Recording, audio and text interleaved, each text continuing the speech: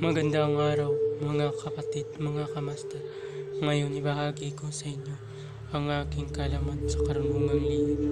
Narito, baston ni Moises na naging ahas.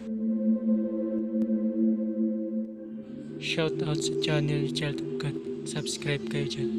Ngayon, kung bago ka pa lamang napadpad sa aking channel, huwag kalimutan mag-subscribe and click the bell icon para laging update sa mga bagong video. Maraming salamat.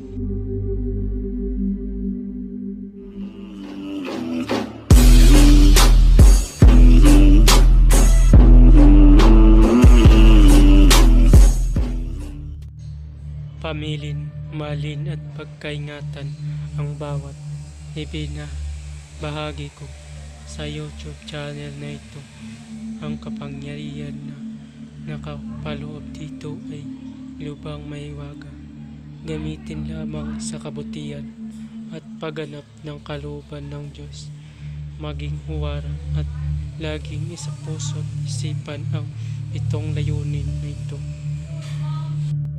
Una, isabuhay ang apat na gintong sinimulan.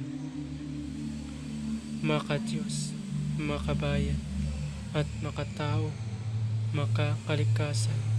Pangalawa, isagawa ang pag-ibig sa Diyos, pananampalataya at pag-asa sa pamagitan ng tiyaga.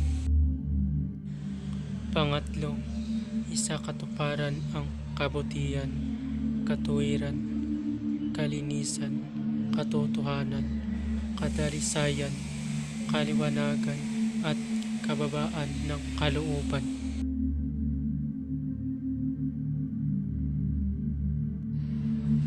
Pangapat, ipalaganap ang pagkakaisa, pagmamahalan,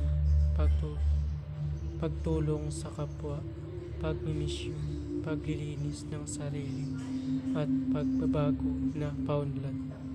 Panglima, magkaroon ng paggalangan, pag-unawaan at pagmamahalan sa isa't isa bilang mga kapatid at kapwa-tao. Panganim, maging dakila sa isip, sa salita at gawa para sa Diyos, sa bayan at tao. Pangpito, ipagpatibay ang kautusan ng Diyos, tumulong sa pagpapaunlad ng katauhan ng bawat kasapi ng samahan at tumupad sa adhikain ng Diyos sa tao. Sa pamamagitan ng pagsunod sa mga layuning ito, ang isang naghahanap sa Diyos ay makakasumpong sa Kanya at hindi pagkakaitan ng Kanyang liwanag.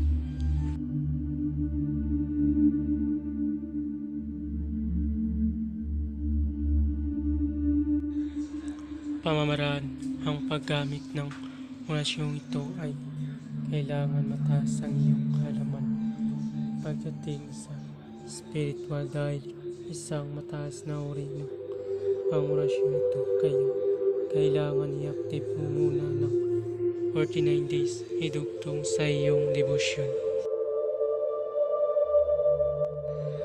Para saan nga ba kapag i-active mo ang orasyon? Para po ito sa iyong sarili, dahil kapag na-active mo na ang orasyon ng 49 days, maging mabisa ito na walang patlang at kabisado mo na ang orasyon. Kapag nagkasakit ka, kaya mo gamutin ang iyong sarili. Pero kung natapos mo ang 49 days na walang patlang at hindi mo pa kabisado ang orasyon at ginamit mo kapag nagkasakit ka, hindi mo kaya gamutin ang iyong sarili. Kaya bago gamitin, kailangan kabisaduhin ang orasyon. Ang pag-active ng orasyon ay isa din sa pagpapabisa ng orasyon, lalo lumalakas ang orasyon kung nadebosyonan ng 49 days at madali paganahin kahit mataas pa ito dahil na-active mo na ito at madali gamitin.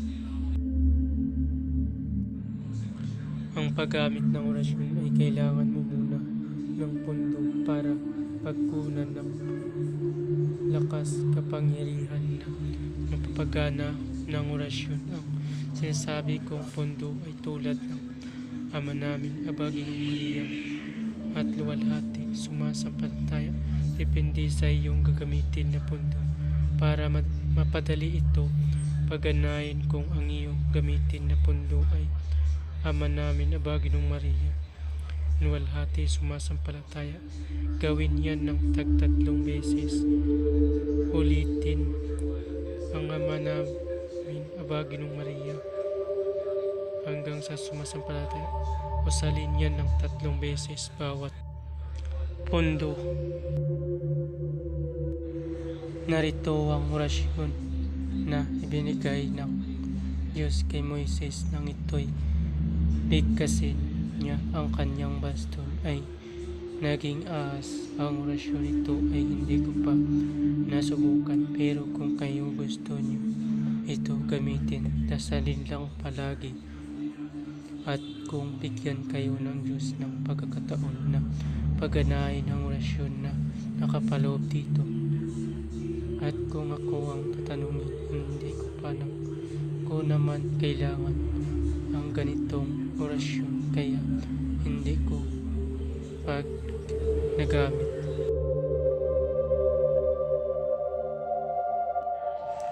Narito ang orasyon na binanggit ni Moises.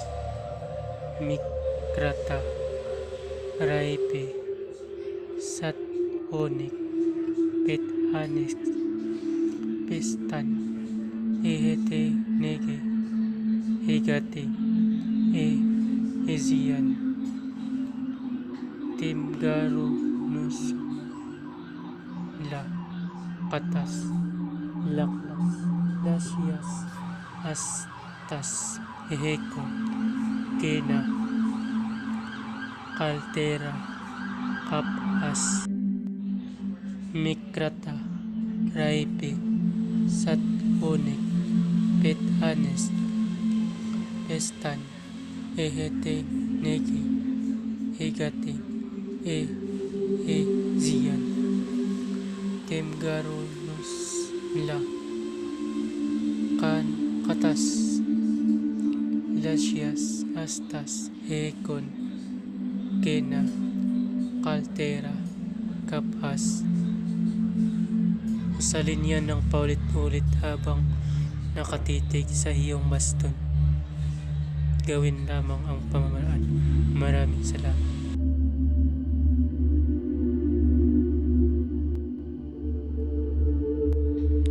Abala, ang lahat ng mga orasyon na iyong mababasa dito ay lupang makapangyarihan. Gamitin lamang sa mabuti. Ibinabahagi ko ang mga orasyon na ito para katulong at hindi para makapanakit ng sino. Ang sino man na gamitin ito sa masama ay magkakamit ng walang hanggang paghihirap habang buhay hanggang kamatayan. Maraming salamat. Bago mo matapos mapanood ang video ito, huwag kalimutan mag-subscribe and click the bell icon para lagi na update sa mga bagong video. Maraming salamat.